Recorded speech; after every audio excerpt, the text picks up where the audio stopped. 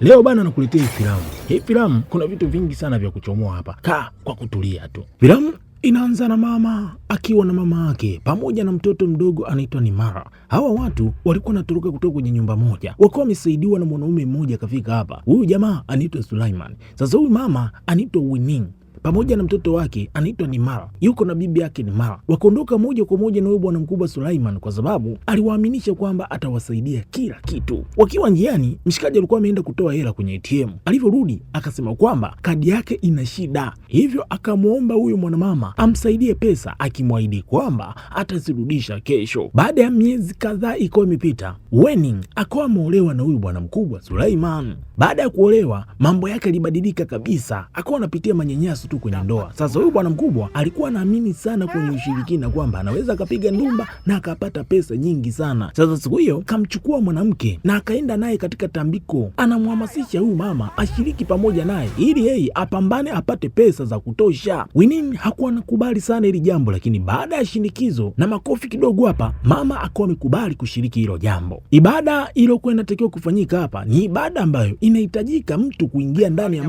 maji ya mto yenye mkondo mkali. Winning akawa amekubali, hivyo akawa amemfunga kamba Sulaiman. Yeye akawa ameshikilia hiyo kamba kama mshikaji atapoteza fahamu, hivyo jukumu lake ni kumvuta na kumtoa ndani ya maji. Na mama alikubali kufanya hili jambo baada ya kwamba huyu mwanaume kuwa amemwahidi kwamba hatamtesa wala hatampiga mtoto wake kama atakamilisha hili jambo. Sulaiman baada ya kuingia ndani ya mto, maji yalikuwa na nguvu sana, na baada ya muda Winning akawa ameachia kabisa ile kamba kwa makusudi, na Sulaiman akawa amepoteza fahamu ndani ya maji, na maji yakawa yameondoka naye na kufa huko kwenye maji, na mwili wake haukupatikana. Wiki mbili baada ya hili tukio, Winning maisha yake yakiendelea kama kawaida, na kwa sasa yeye ndo kichwa cha familia. Mara nyingi anahangaika na anapambana ili watu wale hapa nyumbani. Huyo akawa amemwacha binti yake kwa bibi yake, yeye akaenda kazini kama kawaida. Mama yake huyu binti, yeye alikuwa ameajiriwa kwa Mjapani mmoja, ni profesa, jamaa mmoja anaitwa Tetsuya. Siku moja Winning akiwa kazini, kuna doni mmoja akawa amemfuata hapo, akaenda kumuuliza, mme wako yuko wapi? Anatafutwa sana mme wake. Kwa sababu gani? Mme wake alichukua pesa kwa huyu mshikaji lakini hajawahi kuzirudisha kabisa. Jamaa akawa ameanzisha timbwili hapa. Bahati nzuri tu kijana wake akawa amemuondoa kabisa hapo. Jioni baada ya kazi, Winning akaenda kumchukua mama yake pamoja na binti yake Nimara. Alipofika hapo akamkuta mtoto analia kwa maumivu makubwa sana, lakini hakujua ni nini,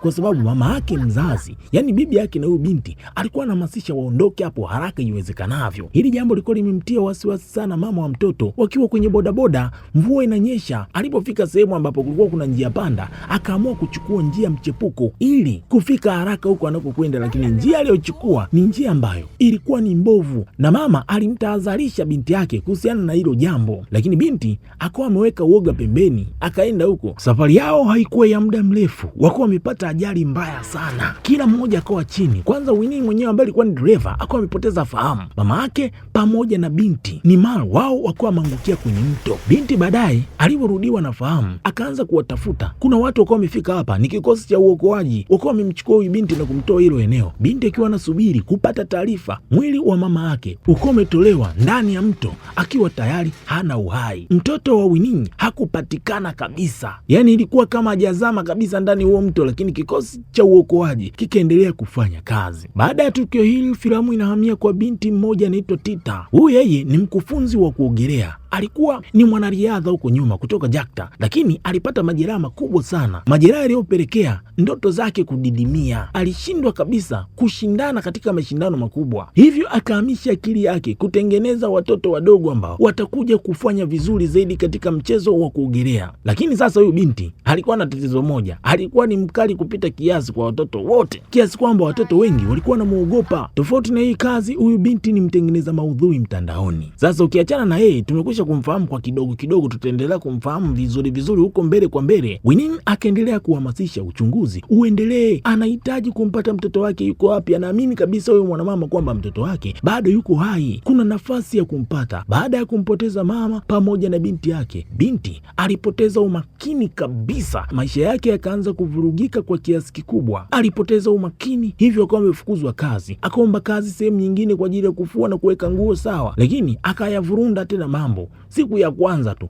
Hivyo kazi kwa imetokomea kabisa. Akaamua kujiajiri mwenyewe mtandaoni kwenye mitandao ya kijamii kwa ajili ya kuuza vipodozi. Akiwa bize na kazi yake, mara akasikia kuna sauti ya ajabu eneo hili. Akawa amesogea kwenda kutazama, lakini hakujua kabisa ni nini. Mwanamama akaendelea na kazi yake kama kawaida, ni kutangaza bidhaa mtandaoni, lakini sasa akaamua kutumia na fursa hiyo kuwaomba watazamaji wake wamwombee yeye ampate binti yake. Siku moja kwenye harakati zake akawa amepishana na binti Tita yalipotoka kuprinti matangazo ya kifo cha mama yake. Tita ndiyo akawa amepata habari kuhusiana na binti wa Winnie. Tita mwenyewe kafika hapa, amekuja kutoa kopi za wanafunzi wake na jina la Nimar lilikuwemo miongoni mwa wanafunzi wake. Sasa imewezekanaje? Binti akawa amepata taarifa kwamba huyo binti amepotea na anatafutwa, hajulikani yuko wapi. Huyo binti amemjuaje yule binti? Taarifa zinasema kwamba Nimar aliwahi kuwa mwanafunzi wa huyo binti, lakini siku moja Tita alimkaripia sana binti baada ya kuwa amefika hapo kuja kuogelea, hajavaa mavazi ya kuogelea. Hilo jambo likamfanya binti yule Nimar kuondoka kabisa na hajawahi kurudi tena kuendelea kujifunza kuogelea kwa huyu binti, kwa sababu alikuwa ni mkali kupita kiasi. Baada ya siku 10 kupita bila mafanikio yoyote, timu ya uokoaji ikiwa imetangaza rasmi kwamba wanasitisha msako wa Nimar. Waliamini huenda alifariki na mwili wake ukachukuliwa na maji kwenda maeneo mengine yenye kina kirefu zaidi. Sasa uamuzi mama hakukubaliana nao kabisa. Aliamini pengine mtoto wake bado yuko hai, wasikimbilie kuamini kwamba binti yake amefariki. Baada ya kutoka hapo, binti akiwa amekata tamaa, akiwa kwenye matangazo yake ya moja kwa moja kwenye mitandao ya kijamii akazungumzia kuhusiana na kusitishwa kwa shughuli ya uokoaji. Akiwa hapo anaendelea kuwaeleza mashabiki zake, akasikia kuna sauti fulani hivi. Akawa ametoka hapo kwenda kutazama. Ni wazi ulikuwa ni mzimu wa mama yake unaanza kumsumbua taratibu taratibu, lakini hakufanyikiwa kuuona moja kwa moja. Hivyo akaendelea na matangazo yake kama kawaida, akisema kwamba anaamini mtoto wake bado ni mzima. Mara simu yake ikaanza kuzunguka hapo, akiwa bado na hofu akajikaza tu, hakuna namna. Siku iliyofuata akaenda kumtembelea Tetsuya, akamkuta anafundisha watoto. Huyu mshikaji alikuwa anafundisha watoto kutengeneza karatasi, kuzitengeneza ziwe ndege wa aina ya origami. Huyu jamaa kiufupi, licha ya kufundisha watoto, alikuwa anapenda sana watoto na alikuwa anafundisha mambo mengi sana bila malipo ya aina yoyote. Huyu yeye alikuwa ndo bosi wa mama yake Winnie. Huyu binti kafika hapa kurudisha nguo ambazo mama yake aliwahi kuzichukua na kuzirudisha. Binti akiwa hapo akawa mikiri kwamba yeye mwenyewe hana kazi yoyote ya kufanya, akaomba kama kuna nafasi anaweza kuchukua nafasi ya mama yake. Huyu bwana mkubwa Tetsuya akawa amekubali kumpa Winnie kazi ili awe kama msaidizi wake binafsi. Upande wa Tita, yeye akaendelea kuandaa podcast kama kawaida. Safari hii akavutiwa sana na simulizi ya Wen kuhusu ajali yake, kifo cha mama yake pamoja na kutoweka kwa mtoto wake. Aliamini kabisa hii ni fursa moja kubwa mno, fursa ambayo itampeleka mjini, atapata umaarufu sana kwenye mitandao ya kijamii kupitia hili tukio. Mara moja akaanza kumfuatilia Winnie kwa siri na kukusanya taarifa za kutosha kwa ajili ya maudhui yake. Mara nyingi alimuona Winnie akiwa anarudi kando ya mto kutafuta dalili za binti yake. Siku moja akaona kando ya huu mto mwili wa mtoto wake ukiwa hapo. Sasa alipofika hapo, bila yeye kujua kwamba palikuwa na utelezi wa hali ya juu, kwa bahati nzuri Titan akuwa amemzuia, na mama ndipo anagundua kwamba mwili wa mtoto wake haukuwepo kabisa eneo hilo, zilikuwa ni hisia zake tu. Titan akaona kabisa mbona kama Winnie ni fursa ya kumpeleka mjini. Akaenda moja kwa moja kushare wazo na mtu wake wa karibu kinoma. Huyu jamaa anaitwa Ragus. Binti akamweleza kila kitu kuhusiana na mpango wake, kuhusiana na hii simulizi inaweza kuwapa umaarufu mkubwa kwa wakati mdogo sana, na akawa maahidi kwamba atafanya kazi kwa ukaribu sana na watu ambao Winnie anakutana nao na atawakaribisha kwake kama wageni wake. Ragus baada ya kusikia hivi, na yeye akawa ameliunga mkono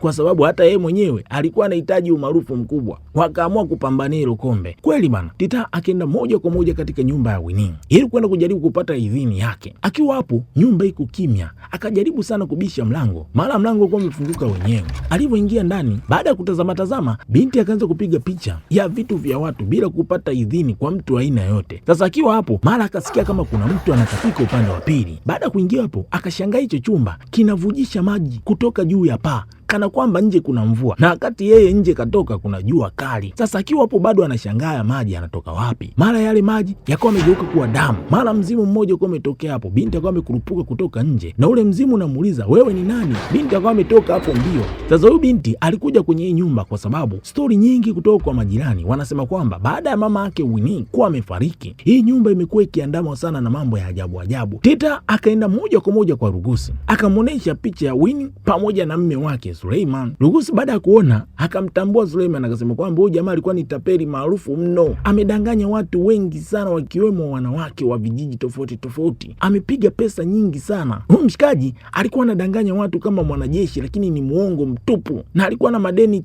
kila kona, na inavyoonekana Suleiman amejificha ili kukwepa madeni ama kukwepa watu wanaomdai. Yani wao wanaamini kwamba yule mshikaji kaenda kutafuta chimbo kwa ajili ya kujificha. Sasa kijana anasema hivyo Winnie kwa kuwa alikuwa ni mume wake, hivyo ni wajibu wake kubeba mzigo wa madeni yote aliyokuwa anadaiwa mume wake. Wakati haya yanaendelea, Winnie alikuwa nyumbani kwa Tetsuya. Ni siku ya kwanza kazini. Tetsuya akamweleza kwamba ndege za karatasi wanazozitengeneza origami huashiria bahati njema.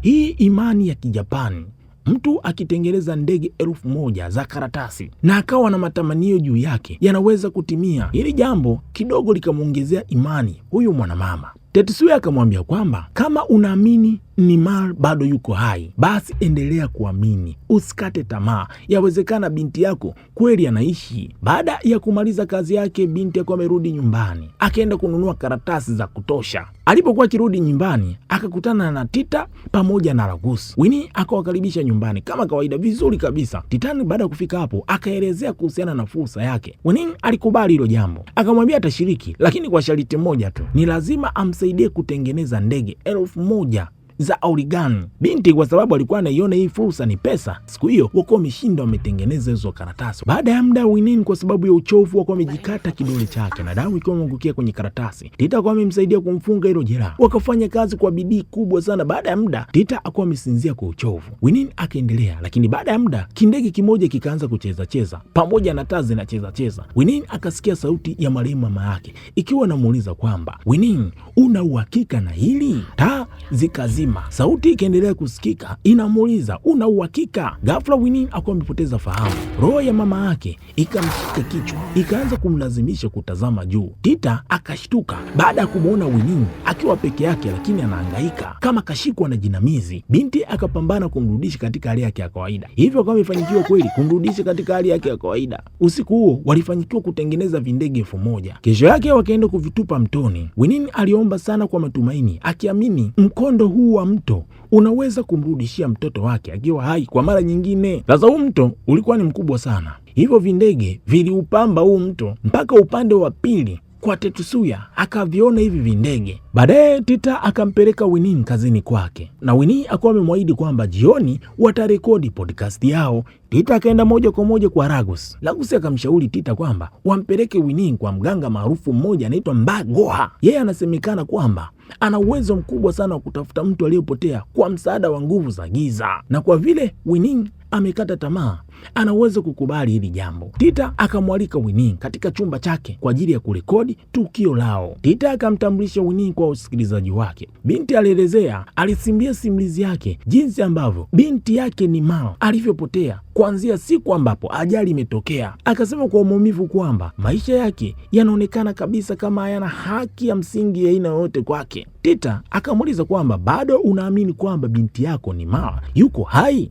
Winnie akajibu kwamba uhakika mkubwa kwamba binti yangu bado yuko hai. Baada ya ushawishi wa siku hiyo, Tita, Ragusi wakampeleka moja kwa moja Winnie kwa mganga. Mganga baada ya kufanya mambo yake akaeleza kwamba Winnie, kwa mujibu wa imani nilionayo mimi, kazi ya roho ya mtu ama watu waliokufa ama kupotea katika ulimwengu mwingine hukaa kwa muda wa siku 7 tu kabla mambo mengine hayajaendelea kufanyika. Inawezekana kabisa binti yako amekwama katika ulimwengu mwingine, ulimwengu ambao unahusishwa moja kwa moja na nguvu za kishetani. Unatakiwa kufanya tambiko la kutubu dhambi zako ama makosa yako ya zamani. Hii kauli ikamfanya Winnie kukumbuka maisha yake ya nyuma. Winnie alivyotoka hapo na Tita ukiwa katika chombo cha usafiri, Winnie akaanza kuelezea siri ya maisha yake ya nyuma. Akasimulia kwamba aliwahi kutoroka kwa mume wake wa kwanza. Mwanaume alikuwa anaitwa Wikak. Alitoroka yeye pamoja na mama yake pamoja na binti yake Nimar. Hili tukio ndo lile ambalo tuliona mwanzoni mwa filamu. Kisa cha binti kutoroka kutoka kwa mume wake ni kwa sababu mwanaume alikuwa ni maskini sana, alikuwa jiwezi. Hivyo mwanamama alikuwa amechoka kabisa kuendelea kumvumilia mume wake wa zamani, na aliondoka hapo. Alitoroka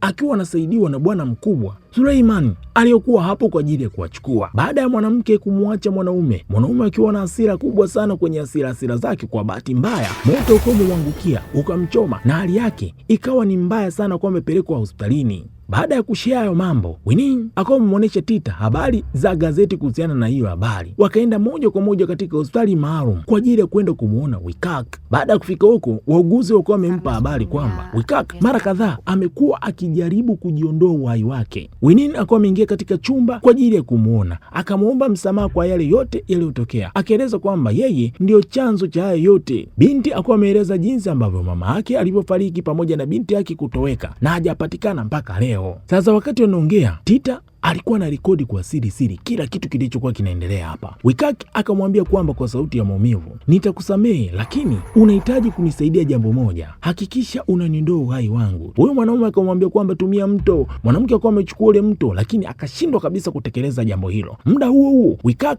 hali yake ilikuwa imebadilika kabisa, kana kwamba kuna nguvu zinamwendesha hapa. Mara akawa ameanguka chini, kichwa chake akaanza kukigonga katika msumari uliokuwa sehemu hapa, na hili jambo lilikuwa limepelekea kifo chake hapo hapo. Sasa baada ya hili tukio, Tita, hili tukio lilimfanya kujisikia vibaya kinoma. Baada ya kutoka hapo, akiwa katika nyumba yake, akampigia simu Ragusi, akamweleza kila kitu. Akaanza kuona kabisa anayo haja ya kumsaidia Winnie na sio kupambana kutafuta umaarufu. Akamwomba kabisa Ragusi ikiwezekana waachane na hizi mambo, yeye yuko tayari kumsapoti na kumsaidia Winnie ili kumpata binti yake. Kwa moyo wake mweupe akaamua kufuta kila kitu alichokuwa amerekodi kwa siri kuhusiana na Winnie. Upande wa mwanamama Winnie, yeye alikuwa anaendelea kujitangazia bidhaa zake. Sasa siku hiyo akawa anajaribishia bidhaa, mara anakuja kushangaa imekuwa damu usoni mwake. Akiwa ameshtuka, mara mkono mmoja uko umetokea kwenye taa ukamkamata, akawa amechoropoka hapo, akaenda kujificha mahali, mara kumbe tena mzimu wa mama yake huko hapo, ni kumshika tu. Winnie akawa ametimua mbio, akaenda mpaka kwa bosi wake mpya yule Mjapani, na mzimu wa mama yake unaendelea kumfuatilia kwa mbali. Tetus baada ya kumfungulia, binti akawa amemuomba kwamba alale hapa kwa usiku huu. Mwanaume akawa amekubali, akampeleka katika chumba ili binti aende kujipumzisha huko. Akamuuliza, vipi wewe unaamini katika mizimu? Lakini Tetus akawa amesema kwamba yeye haamini kabisa kwenye hayo mambo. Baada ya kutoka hapa, kwa sauti yake moyoni anasema kwamba anaamini sana uwepo wa hivyo viumbe, lakini hapendi sana kuvipa umakini kwa sababu vinaweza kumharibia na kumjaza hofu sana. Sasa akiwa hapo, akauona mzimu wa mama yake Winnie karibu na shamba la mahindi. Winnie akiwa upande wa pili anajaribu kulala, mara anaona kama dirisha linafunguka na kujifunga. Binti akawa na force sana ili kulala, akaanza kusikia sauti ya mtoto wake akiwa analia, anamuomba msaada. Winnie usiku mzima alijitahidi kujizuia ili akili yake isifikirie mambo mabaya. Siku iliyofuata rafiki yake Tita akawa amefika hapo na akawa amepata habari kwamba kuna mwili umepatikana kando ya mto huko. Baada ya kufika hapo, wakawa wametambua kwamba huu mwili unaonekana ni wa mtu mzima na sio mtoto kama ni Mara. Baada ya ule mwili kufunuliwa, ni mwanaume mzima. Kwanza Winnie alikuwa ameshtuka sana. Baada ya kutazama vizuri, huyu alikuwa ni Suleiman, mume wake wa zamani. Moja kati ya watu waliokuwa eneo hili alikuwa ni ule mganga. Binti akawa amemfuata mganga mara moja. Mganga akamwambia kwamba Winnie, yawezekana juhudi zako za kutubu makosa yako zimeanza kuzaa matunda, ndio maana mume wako wa zamani ameonekana hapa. Lakini mwanamama Winnie akajitetea kwamba yeye siku ya tukio la Suleiman kuzama kwenye maji haikuwa kwa sababu yake, ila lilitokea kwa sababu aliogopa ile kamba ingeweza kumvuta na yeye kuingia katika maji hayo, kwa sababu mkondo wa maji ulikuwa ni mkali sana. Aliachia ile kamba si kwa kupenda kwake. Mganga kadai kwamba roho ya Suleiman ndiyo ilikuwa inamzuia binti yako kuto kupatikana kwa sababu ya kisasi alichokuwa nacho. Akamshauri Winnie afanye jambo jingine, yana anatakiwa kufanya tambiko moja kubwa sana kwa ajili ya kujitakasa yeye mwenyewe. Mara moja binti kweli kwa ameamua kufanya hivyo, akawa amemjulisha August na Tita wajiandae kwa ajili ya hilo tambiko. Shughuli hiyo ilipaswa kufanywa katika eneo ambalo ajali ilitokea. Baada ya maandalizi, Winnie, Tita wakaenda katika nyumba ya Tetsuya kuomba ruhusa ya kuacha kazi kwa muda ili yeye ajiandae vizuri na wapambanie lile tambiko. Tetsuya akaeleza kwamba najua mengi sana kuhusiana na hata huyo binti Tita. Akasema kwamba Titan, watoto wengi ambao yeye anawafundisha wanamwogopa kwa sababu ni mkali kupita kiasi. Tita kwa amejitetea, anafanya hivyo mara nyingi kwa manufaa ya wanafunzi wenyewe, wanatakiwa kujiandaa kwa lolote linaloweza kuwakuta ndani ya maji. Tetsuya akasema kwamba ni unaonekana uliwahi kumtendea vibaya, na ndiyo maana binti hakuwahi kurudi tena kwako kujifunza kuogelea.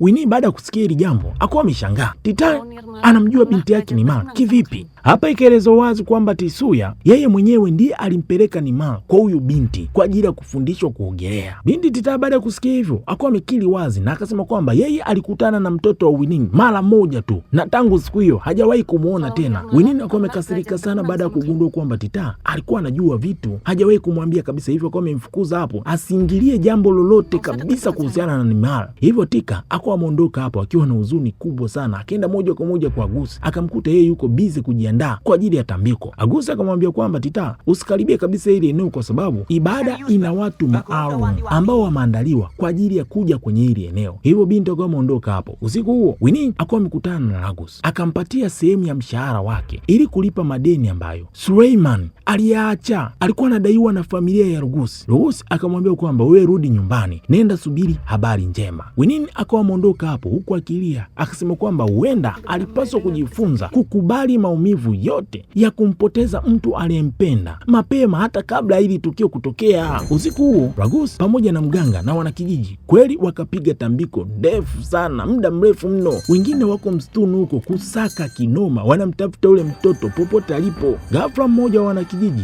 akawa amepiga kelele akisema kwamba kuna kitu amekipata. Mganga pamoja na Rugusi wakienda moja kwa moja kwa Winnie, wakamkuta yeye alikuwa anasali, wakamkabidhi kitambaa chekundu. Mganga akieleza kwamba makosa uliyoyafanya ni mazito sana kiasi kwamba tambiko haliwezi kabisa kuondoa ama kufuta chochote ulichokifanya. Kwa maoni yake, mganga anasema kwamba kupotea kwa huyu mtoto ni adhabu ya kimakosa ambayo yeye mwenyewe aliyafanya. Hakuna anayeweza kumsaidia kabisa kumtafuta mtoto wake yuko wapi zaidi ya yeye mwenyewe. Winnie aliumia sana siku hiyo, alivunjika moyo sana, akiwa amekata tamaa. Mbele akaona kuna mzimu wa mume wake wa zamani pamoja na mama yake. Akawauliza, binti yangu yuko wapi? Akaanza kuomba radhi kwa mume wake wa zamani, akaomba radhi kwa mtoto wake, akaomba radhi kwa mama yake. Ndipo akakumbuka maneno ya mganga. Alimwambia kwamba hakuna mtu anayeweza kumsaidia kumpata mtoto wake isipokuwa yeye mwenyewe kumfuata mtoto alipo, yani yeye mwenyewe afe. Winnie hakufikiria mara mbili, akachukua kioo akataka kujifyeka shingo, lakini anakuja kushtuka kimekuwa ni kibanio cha nywele ya binti yake.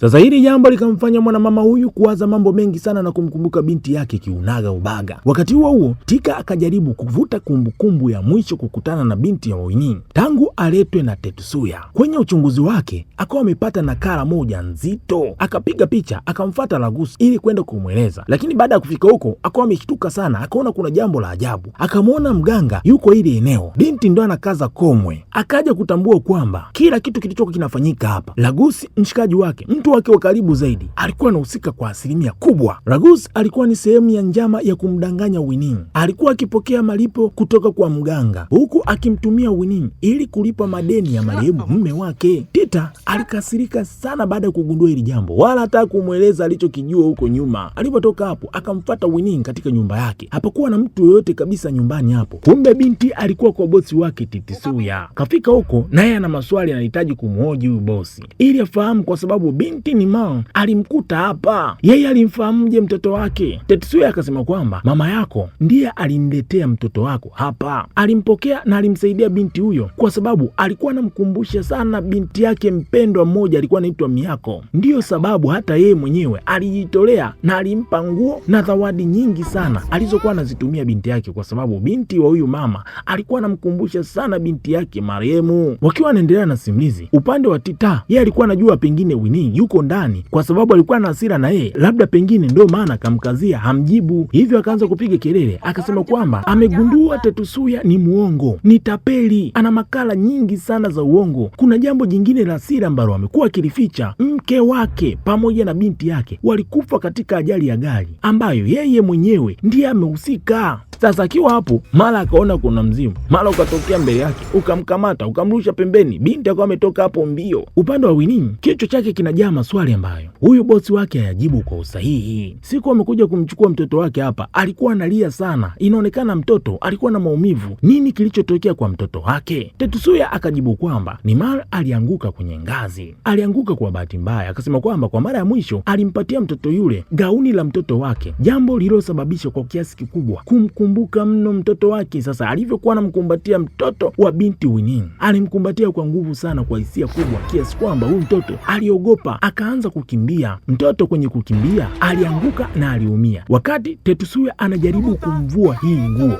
yani kumvua lile gauni, bibi yake alifika hapo. Yeye akajua kabisa huyu bwana mkubwa alikuwa na mpango ovu kwa huyo mtoto. Winnie baada ya kuwa amefika hapo, mama yake akamhamasisha waondoke hapo mara moja. Tetsuya baada ya kuona hilo aliamua kuwafuata na gari lake. Wakiwa njiani, yeye alishuhudia ajali iliyowapata. Baada ya kufika hapo, alimuona binti Winnie akiwa amepoteza fahamu. Mama yake alikuwa tayari amekwisha kufa. Binti Nima alikuwa bado yuko hai karibu na mto. Badala ya kutoa taarifa kwenye mamlaka husika, huyu bwana mkubwa aliamua kumchukua huyo binti Nima na kumpeleka nyumbani kwake, kisha akalitupa lile gauni jekundu kwenye mto siku iliyofuata ili kuficha ushahidi. Usiku ambao Winnie alifika hapa kuomba hifadhi kwenye nyumba, Nima alikuwa amefungwa mikono na kuzibwa mdomo ndani ya nyumba hiyo. Sauti ambayo Winnie alisikia mtoto wake akiwa analia anaomba msaada. Ni kweli alikuwa ni mtoto wake anajaribu kuomba msaada, lakini mama yake alipuuza akihisi pengine ni hisia zake. Baada ya kujua ukweli, Tetsuya akamshambulia Winnie na akawa amemfunga kwa kamba. Wakati huo huo, upande wa binti Tita akawa amehisi kabisa pengine binti Winnie atakuwa katika nyumba ya Tetsuya, hivyo akawa ameingia huko kwa siri siri. Kafika hapo akawa amemshambulia bwana mkubwa, akaanza kumfungulia Winnie, lakini Tetsuya akawa amezinduka tena, akampiga Tita. Baada ya kuzidiwa nguvu, akamfunga mikono pamoja na miguu. Mwokozi kafungwa. Nima akiwa amesimama karibu na Tetsuya, anamuona mama yake yuko mbele yake. Mwanaume huyo akajaribu kuandika waraka wa kumlazimisha Winnie kukubali kumpatia haki ya malezi ya huyu mtoto, kwa sababu huyu mtoto anamkumbusha sana mtoto wake kipenzi. Mara Winnie hali yake kwa imebadilika, vaibu zikaanza kujipa, akapoteza fahamu. Mama yake marehemu akamvamia binti na kwa amemuingia ndani. Binti akawa amepagawa. Muda huo binti Nima anaona sura ya bibi yake katika sura ya mama yake. Tetsuya baada ya kuona hili jambo alibaki na hofu kubwa. Mara Winnie akawa amepaa na kiti chake akashuka nacho chini akavunja. Muda huo yule Mjapani akaamua kukimbia pamoja na mtoto. Mama akawaungia tela, wakafika mpaka katika kando ya mto. Wakiwa hapo, kwa bahati nzuri kwenye mapambano Tika akawa amefika hapo, hivyo akawa amemsaidia mtoto Nima. Wale wa mapambano wakawa wamepambana mpaka ndani ya mto. Winnie kwa sababu alikuwa na nguvu ya mama yake akawa amemshinda yule Mjapani na akawa amefanikiwa kabisa kutoka katika maji akiwa mzima na roho ya mama yake kwa imemwacha. Baadaye mamlaka zilifanya uchunguzi. Winnie alipatikana na alihukumiwa kwa sababu ya hatma ya uzembe uliosababisha kifo cha mume wake wa zamani na kuhukumiwa kifungo cha miezi 5 gerezani. Pia alitoa ushahidi kuhusiana na utekaji uliomkumba mtoto wake Nima uliofanywa na Tetsuya. Wakati Winnie akiwa gerezani, Tita alimlea Nima, aliendelea kumfundisha binti kuogelea. Binti kwa sasa ni mwema sana kwa watoto, ule ukali umekwisha kupungua. Baadaye Winnie alivyoachiliwa huru, kamaliza kutumikia kifungo chake, akaanza kuambatana pamoja na Nima kwenda kwenye mafunzo ya kuogelea. Akiwa huko, kuna mwanaume mmoja akawa amejitolea hapa, akajitosa, akamwambia kwamba binti kampenda Winnie, anahitaji kumuoa. Sasa binti akawa ameikataa kabisa ndoa, kwa sababu mara ya kwanza alikimbia ndoa ya mume wake wa zamani kwa sababu ya umaskini, akaenda kwa mwanaume mwingine, akakuta na yeye ni tapeli. Kipigo kilikuwa ni kingi kuliko kula. Maisha akaamua kuyaishi yeye pamoja na mtoto wake tu, akaamua kabisa kuachana na hizi mambo. Hatimaye Winnie pamoja na Nima mtoto wake walipata nafasi ya kufungua ukurasa mpya wa maisha yao. Hapa ndipo simulizi hii inapoishia. Subscribe,